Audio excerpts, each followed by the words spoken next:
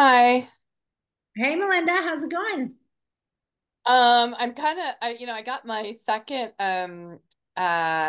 shingles vaccine yesterday, so I'm kind of sick. I've got like a low grade fever and you know, dealing with that, but yeah, all right. Sorry to hear that. That stings. Yeah. Yeah. Well, I mean, it's better than the alternative, right? Right. Hey Martin. How are you? I'm good. How are you? Good. I'm I renaming heard, myself. what's that? I had to rename myself. Yeah, There's Henry. but you're not Henry. I heard the grapevine you've been helping with the Wolverines. Yes, yes. Got that bill passed. Very excited. Congratulations. Thank you. Congratulations on making that happen versus, the complications of the wolf Yes. introduction and the conflict. It's Yep. It was a yeah, much different story. yeah. It's good you made it happen. Hmm. So you helped with that. You helped with the black-footed ferrets coming back to Yep. Colorado. What's next on the list? Oh Any- gosh. Um, I'm not sure about reintroductions, but certainly a lot going on with biodiversity. And I don't know if you followed the invertebrates are now under Colorado Parks and Wildlife's purview. Um, Oh, yeah, they weren't before, so that enables them to do a lot of great work on all sorts of insects, especially pollinating insects and also rare plants. So that was another, I think, step forward for biodiversity that we achieved earlier this year in the legislative session, and CPW will be implementing for years to come. very cool. That's gonna Hmm. be different just because obviously that's a huge category of animals versus a Gigantic. specific one like Wolverine, or wolf or ferret. So Yep, well, for keep up the sure. good work. Thank you.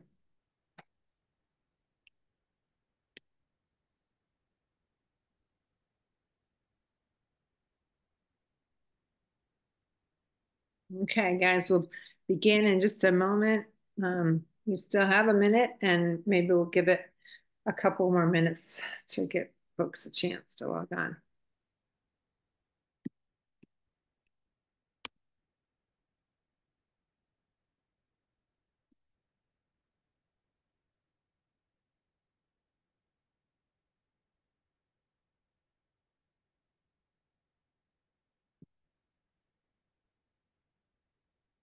Hi, Nicole.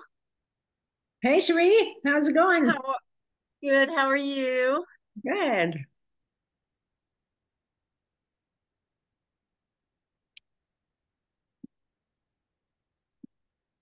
Martin, we missed you at our celebrate a toast of the prairie. Yeah, I'm sorry about that. It's been a little crazy, just Yeah, recently. maybe My maybe partner, next year. yeah, yeah.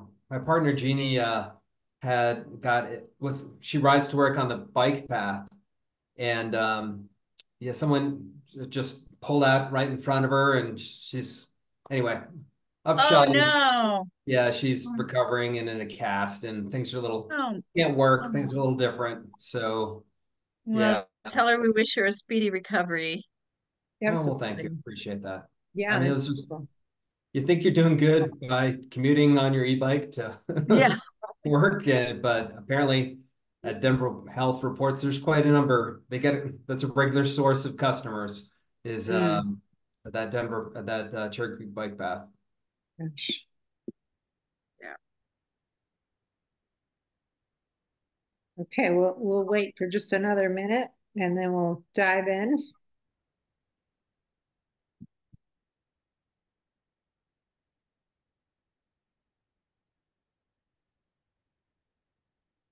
I can't tell how many participants are there. Can anybody read that number? Because I'm sharing my screen. I see 9. Okay, great. Thanks, Melinda. Okay, we'll launch. So I think this is a nice intimate group, so it's probably not necessary, but I'm Nicole Rosmarino and I'm the board secretary for the Southern Plains Land Trust. And I know we have Melinda Redenius and Cherie Seabury, who are both on the split board as well. Any other board members on? Aubin is on. Robin Royal, wonderful. And so we welcome you to the Southern Plains Land Trust's webinar on carbon credits. We have been able to create a carbon program that is a substantial stream of revenue to our organization, which we use to advance our mission. And I'll get into the details as we proceed. I tried not to get too technical, to really keep it at a high level so you can see how this operates to protect the land and the wildlife that we were established to really preserve. So, oh, sorry, sec. There we go. There we go. So just to make sure everybody is aware of our acquisition focus area. So the scope of the Southern Plains Land Trust is actually 5 states within the Southern Great Plains or the High Plains. So those would be Kansas, Colorado, Texas, Oklahoma, and New Mexico. But because of some delightful dynamics in Colorado, we really focus our land purchasing and creation of prairie wildlife preserves in Colorado, and more precisely in southeastern Colorado.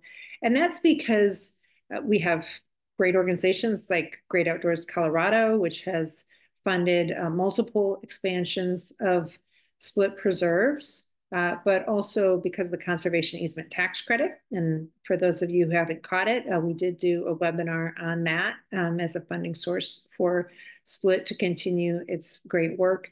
But also southeastern Colorado is some of the best shortgrass prairie remaining and has some really outstanding concentrations of native wildlife, such as black-tailed prairie dogs.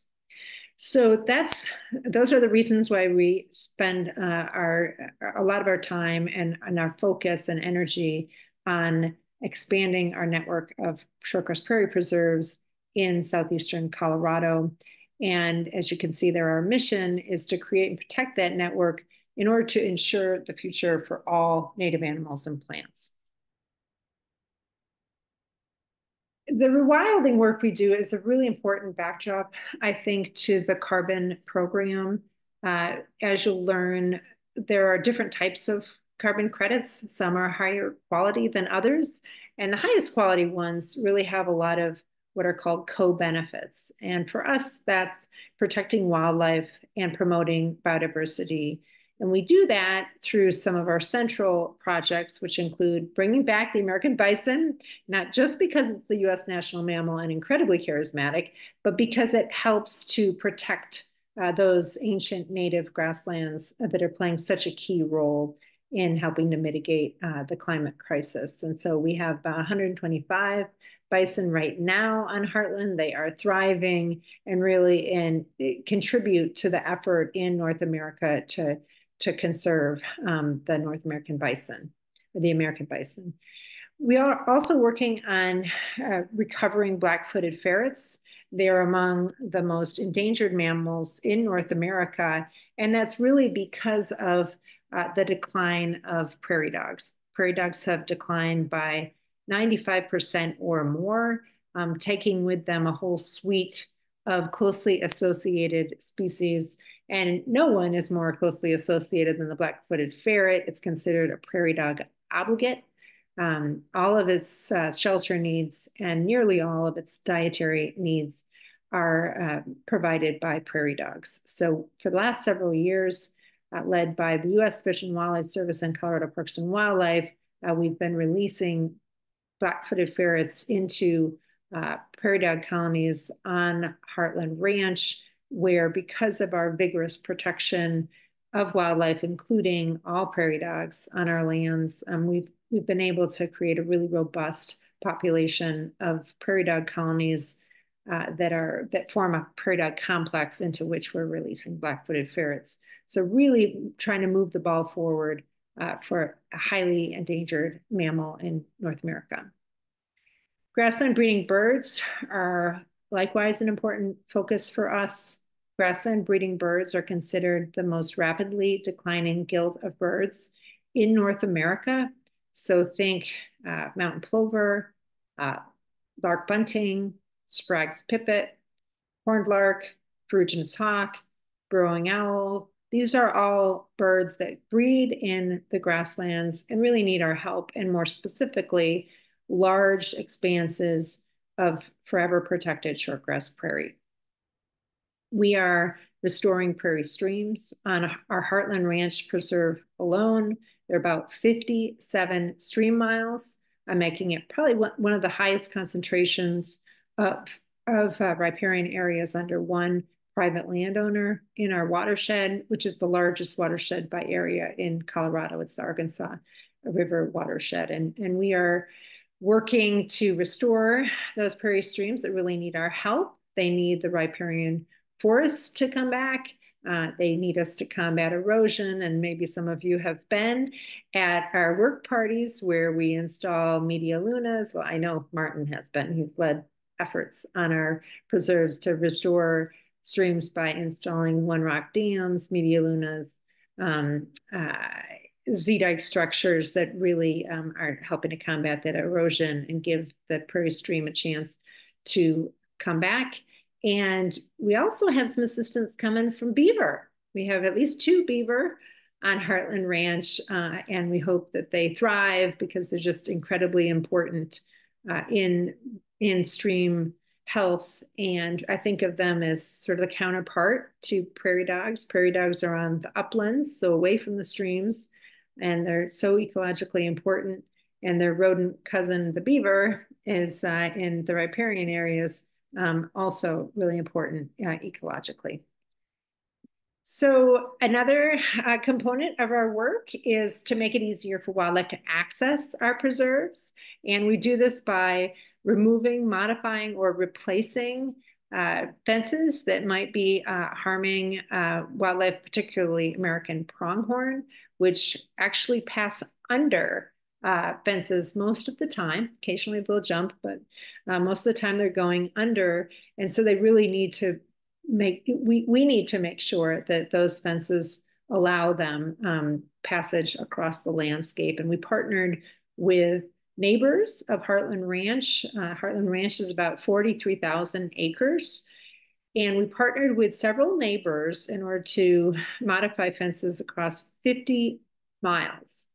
And so that influenced 90,000 acres to give pronghorn safe passage across 90,000 acres. So really by working with those neighbors, we were able to radiate goodness out from Heartland Ranch from the perspective of the American pronghorn.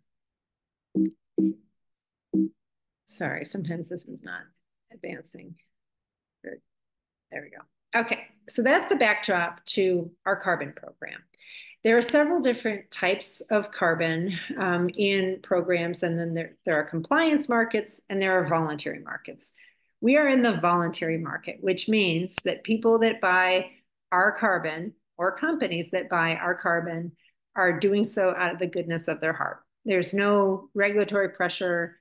There's no requirement for them to buy these carbon credits, but they're doing it to offset their carbon footprint. And so we're in the voluntary market, and within the voluntary market, there are different types of credits. You often think of removing carbon from the atmosphere.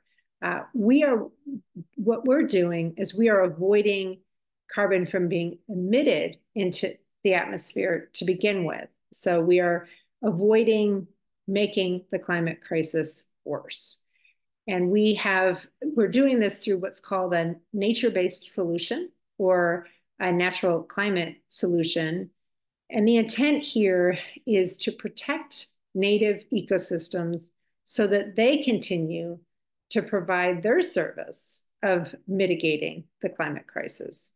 So more intact ecosystems are going to help to modulate emissions from going up into the atmosphere and worsening the climate crisis. And I'll get into how that works on these ancient grasslands in a moment. This is our portfolio. It's rather robust. We generate nearly 25,000 metric tons of carbon dioxide or equivalent per year. And you see there that we own over 50,000 acres. We have 60,000 acres in our preserve network. That includes conservation easements on which we do not own the land. So 50,000 we own outright. That becomes important later. Hold on to that thought. 25,000 approximate metric tons per year. And the difference between those two is that we only can enroll those acres with soils that are capable of being cultivated. And that's important because what we're getting paid for is preventing the cultivation of land and thereby preventing the emission of greenhouse gases if that land was plowed.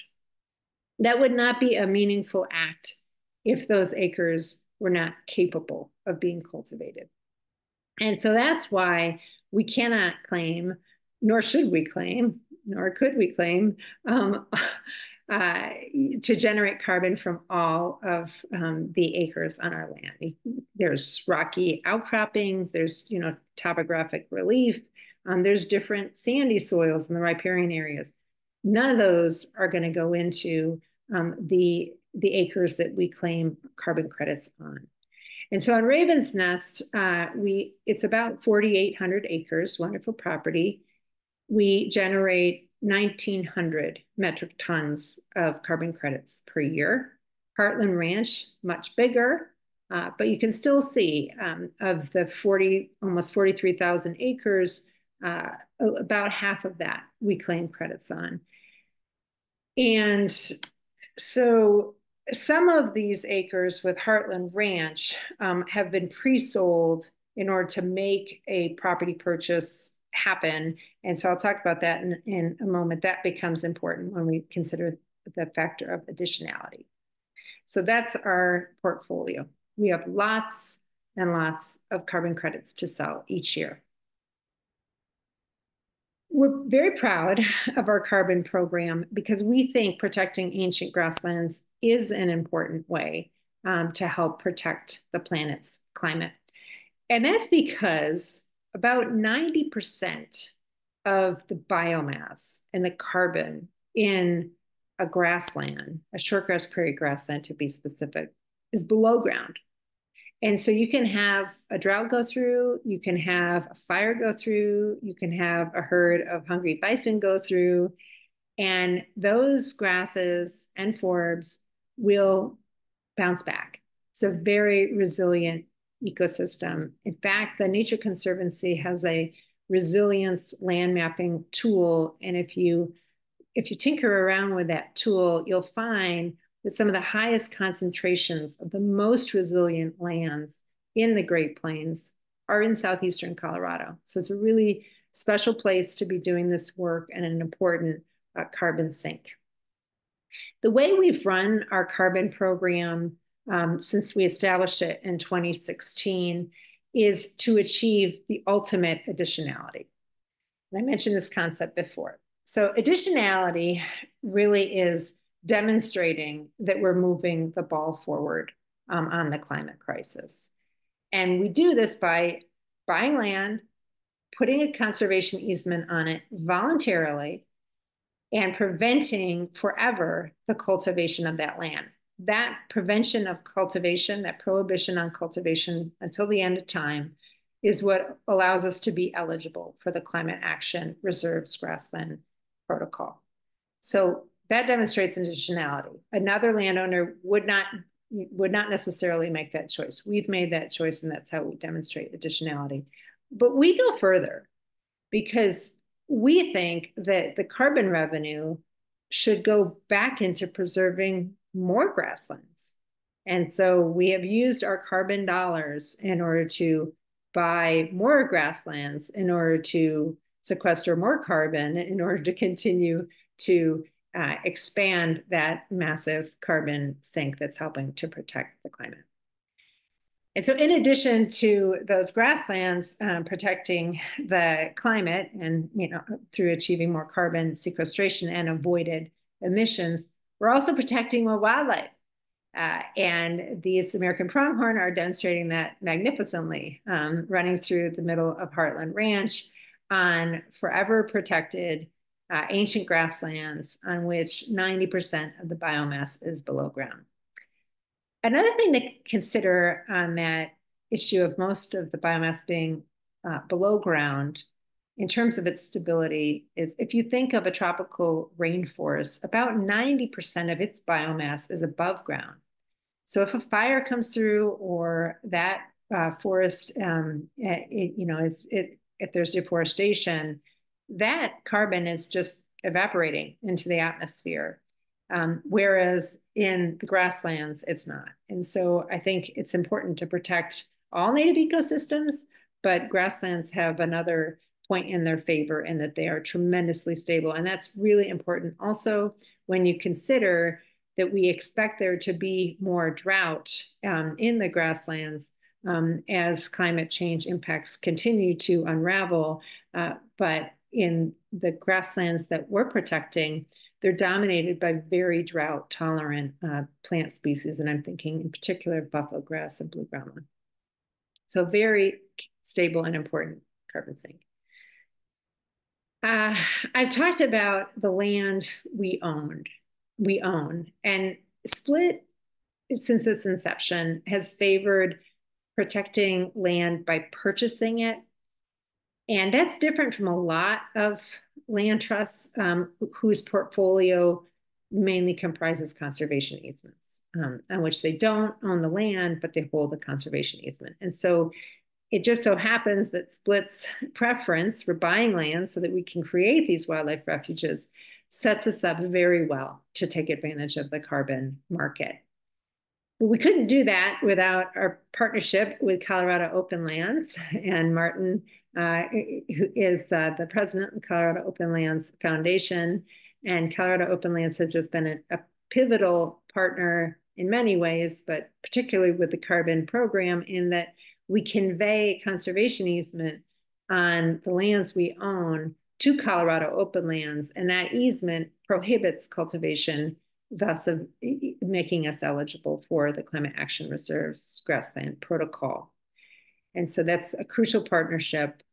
And those easements are also among the most restrictive, probably in the US, certainly in Colorado, because they're really designed to have the land function as a wildlife preserve and not for economic purposes. So that inclination has also set us up well to be in the carbon market. We have no problem planning for perpetuity. That's what we do as a land trust. The land we own or hold easements on, we manage for protection and perpetuity.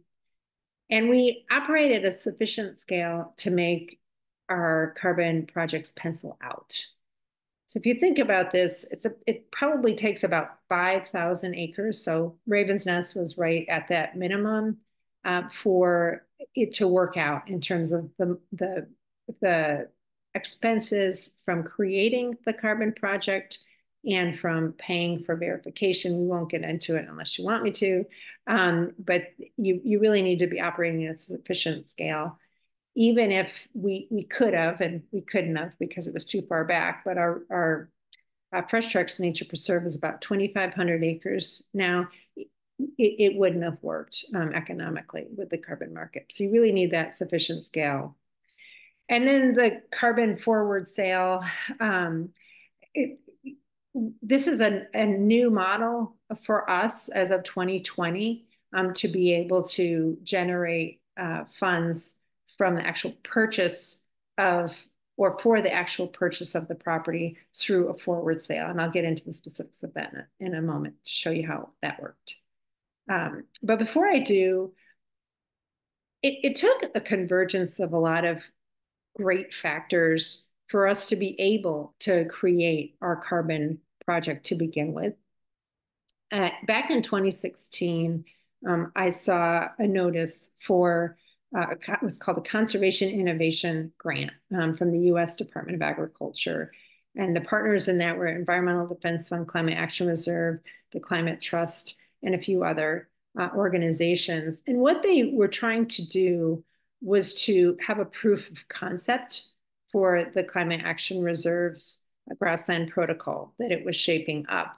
And we were in a great position because we had just purchased Heartland Ranch, the original 11,000 acres, and we're about to put a conservation easement on it when we learned about this pilot project. And that's what they needed. They needed the land acquisition to be lined up, comfort with conservation easement, and a willingness to really engage. And this reduced the barriers to entry considerably for us. We would not at that point have been able to start our own carbon project. We would have had to rely on an outside project developer.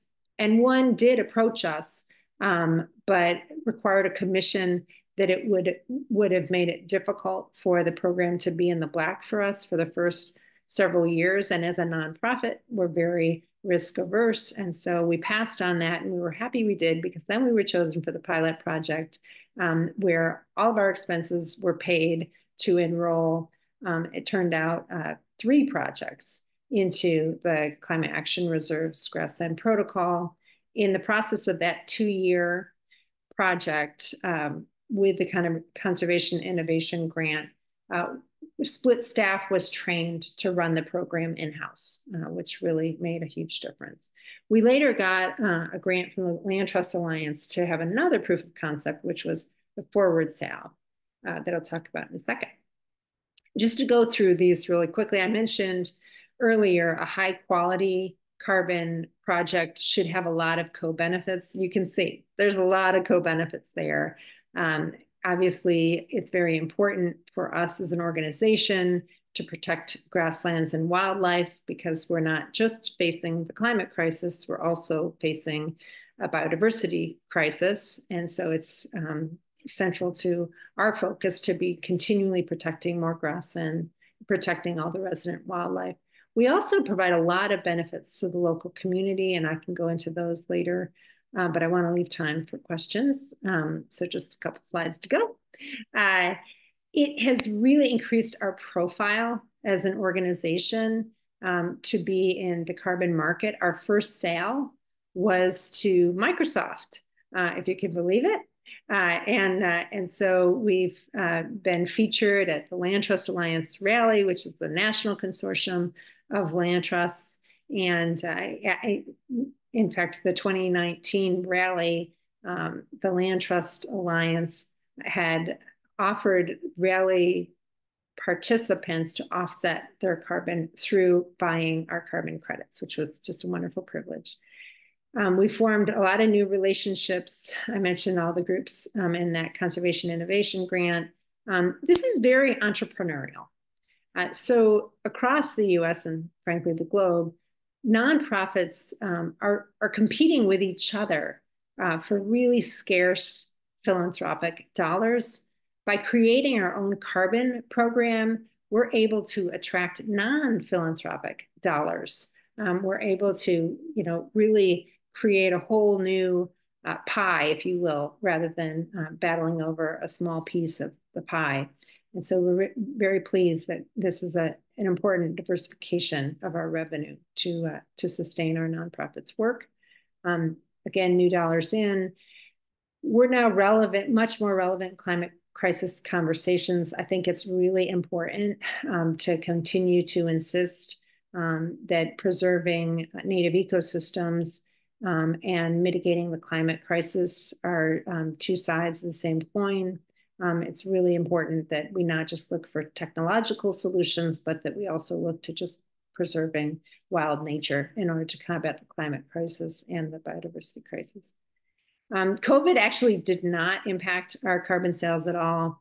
And more broadly, there's this concept of protecting 30% of native ecosystems by 2030 in recognition that we really need to step up land preservation efforts, not just for the land, but for the wildlife it harbors. Okay, so getting to the dollars and cents. So far, we've generated $1.2 million from our carbon sales, and that's since 2016. We want to keep that number moving ever northward. The carbon forward sale that I mentioned, I want to talk about that now. That this is really the example of additionality that I think is inspiring, and I think we can replicate. So in 2020, when we expanded Heartland Ranch by over 6,000 acres, we did so with several different funding streams. We had a very generous grant from Great Outdoors Colorado. We were able to avail ourselves of the conservation easement tax credit subsequent to the purchase, and we did a previous webinar on tax credits. But also, we had a 20-year forward sale on the property that we were buying of carbon to a company called Native. And so they delivered those funds at the purchase of the property, which was really a wonderful way to demonstrate additionality through this notion of carbon finance. We needed carbon finance to make the property purchase possible to begin with. We also sell directly, we sell to a lot of different companies, but we'd like to emphasize more sales directly to split supporters. And that's because of all of those co-benefits I mentioned. I don't think we need to convince our supporters that we're doing really important work for the planet. And so by selling to split supporters, we're hoping to really raise the amount of revenue we receive per credit. When we do a larger volume sale to companies, it's often hard to get that premium pricing because they're looking to buy thousands or tens of thousands of credits at once. But through partnering with Rocky Mountain Wilds and creating the Colorado Carbon Offsets Partnership, we are now selling credits at $30 a piece. And we're linking the climate crisis with climate action. And so by preserving ancient grasslands in eastern Colorado, you can help to protect American pika in western Colorado and central Colorado. And I think that's really critical because pikas are so vulnerable to climate change, and protecting ancient grasslands on the eastern slope are so important to mitigating the climate crisis. And so that is a program we'd like to be emphasizing more and more. It's online right now. I'll put the link in the chat in a little bit. But it's a way to sell really high quality carbon credits to folks that understand the value of what they're getting, not just the avoided emission of that carbon, but also that long list of co-benefits that I mentioned. Here's more precision on our carbon projects. You can look these up if you go to climateactionreserve.org. You can search for these specific projects and get all the details on each of these projects that are all part of a split cooperative within the Climate Action Reserve, CARC 1846. I can come back to this if you need me to. And so that's it. I did want to close just a little bit with a little more on the Colorado Carbon Offsets Partnership. That's the link. I'll pop it in the chat. On that page, you can use the Cool Climate Calculator to calculate your carbon footprint and your household's carbon footprint. Do everything you can to reduce that footprint, get an electric car, look at your diet, all sorts of things that you could do. But at the end of the day, you can offset that footprint by purchasing carbon credits through us.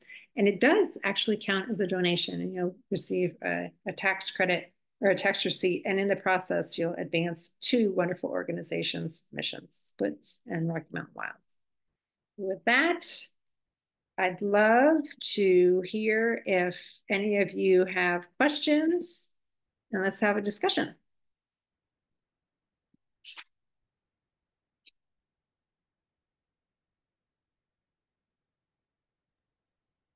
Nicole, I'll throw out a first question. Okay. You know, you guys have high quality carbon credits. My understanding is the market of low quality carbon credits has taken a big hit in the last couple of years. Is there a spillover on you guys? Or is it feeling, that the market can differentiate between the good and bad? I think that it's a good question, Martin, and I think that there's a few developments that are occurring to improve the carbon market because I do think it was a bit of a Wild West, and I think we need to make sure that there really is additionality. I think that reduced emissions projects are going to be seen in a more positive light than avoided emissions. So we do have that counting against us, but all of those co-benefits are really going to come into play. And I think that what we're going to see more of is registries really substantiate how they're quantifying the avoidance or reduction. And I see a question from Chris Parker. There's just a calculation under the Grassland Protocol for avoiding emissions, and they actually count the bison against us. So because of the methane, I think that there may be, and this gets back to your question, Martin, I think there may be more attention being paid to restoration techniques, and that might include bison reintroduction as well as beaver conservation and riparian restoration, because those restoration activities are seen as actual emissions reductions approaches. And so what I'd love to see is if we could qualify in the future for some of that restoration work that we're doing, that's not just avoiding emissions, but actively reducing emissions in the air. So that's sort of reaching a fever pitch right now, Martin. I think the attention on whether these carbon markets are really well supported and substantiated in terms of the protocols being used. But I'm very confident that we are part of an excellent registry, the Climate Action Reserve, which has done exhaustive work to create the Grassland Protocol. And now we're on version 2.1 because they revise it in light of new science, new estimations for emissions, and they have a very rigorous calculator called the GRASS tool. So I think that we have a lot working in our favor. But what would really protect us is if more of our members would buy credits from us because of all of those co-benefits and really believing in what we do. Thanks for the question, Martin. Anybody else have questions? Yeah, I do. And it kind of piggybacks that on Nicole. And by the way, thanks for this because kind of the carbon offset market was kind of a mystery. So this helps alleviate some of that. We talked about corporations purchasing carbon credits, but are we marketing these to individuals? I mean, it seems to me that a lot of people might be interested in what their carbon footprint is like and, how we could offset it by individuals. I know it's kind of small, low-hanging fruit, but is that something that would be targeting? Yeah, I think we need to step that up, Melinda. And so that link that I put in the chat is the way we're marketing to individuals. We also, on our split website, we link to that Colorado Carbon Offsets Partnership. So I think that's the future for our work, is to get more and more of our supporters to be offsetting their own carbon footprints and telling their networks to do the same, or spreading the word. Some of our members already do this, and we would love more of them to do it. And then there are Rocky Mountain Wild members that are also buying carbon credits through that link in order to help their group and Southern Plains Land Trust at the same time. So yes, we need to do more of that, Melinda, for sure. Yeah. And I notice even like when you purchase airline tickets now from like United, they say, hey, do you want to offset, this footprint for this trip, and you can do it. So it seems like it's becoming a more popular thing with companies. So great. Thank you. Yep, you bet.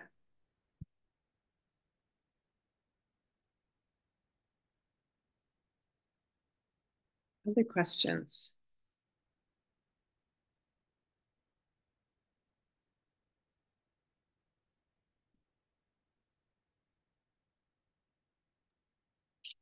Nicole, I got another one for you. Sure. What's the latest on like measuring carbon in the soil? I know that's kind of like still a new area of science. Yeah. Is there something exciting on the horizon, or is it kind of, I think, just love your take.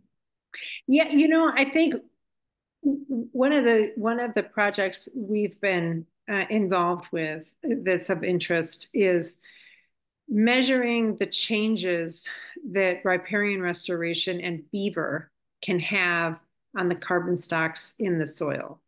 And that's really intriguing. And that work is underway now, but there's been some really compelling science that we may be ignoring, what's called blue carbon, wetlands or ocean-based carbon. And so I think if we start examining those changes in carbon stocks, we may come up with some really compelling information. There are a couple different approaches to to addressing soil. Is it suitable for cultivation? And that's through modeling under the USDA's Web Soil Survey. That's the approach we use under the grassland protocol. And so we aren't actually measuring, we're just only including those soils that are the appropriate classes of soils to allow cultivation. And then there are other protocols where you actually are out there measuring the carbon in the soil. And so those are two different things, and we have not been involved in the measurement. But for restoration protocols that we might participate in the future, that will be a central component to demonstrate that the amount of carbon in the soil before the project is less than what the project was able to accrue. You have a sense for how many years out that's going to be to develop the science on that restoration? I mean, it seems self-evident if you've seen the before afters, but good science takes time. Yeah, I think within the next 5 years we'll have a handle on that. And there are quite a lot of different companies springing up to participate in this space. I think that's, you mentioned the controversies earlier. It may be that the number of companies diminishes as this gets a bit more regulated, or as the market has more rigorous expectations for what qualifies as a legitimate carbon credit. And I think one thing that a more rigorous market might actually create is an increase in price per carbon. If we've sort of been run through that process and we know the product is very dependable and high quality, it may be that folks are going to pay a higher price for it. And that's long been a debate, is whether we're selling carbon for far too little. There have been estimates of more, it needs to reach $100, $150 a credit before you're going to really influence consumer behavior. Because the idea is you reduce your footprint and then you offset it with carbon credits. If the carbon credits are so cheap that you don't have an incentive to reduce your footprint, that's not terribly helpful for mitigating the climate crisis.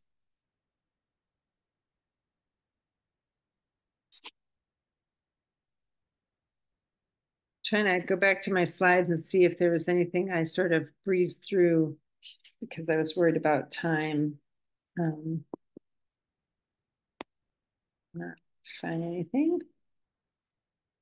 Any other questions on carbon or on anything that Split does? You're welcome, Chris. Thanks for attending.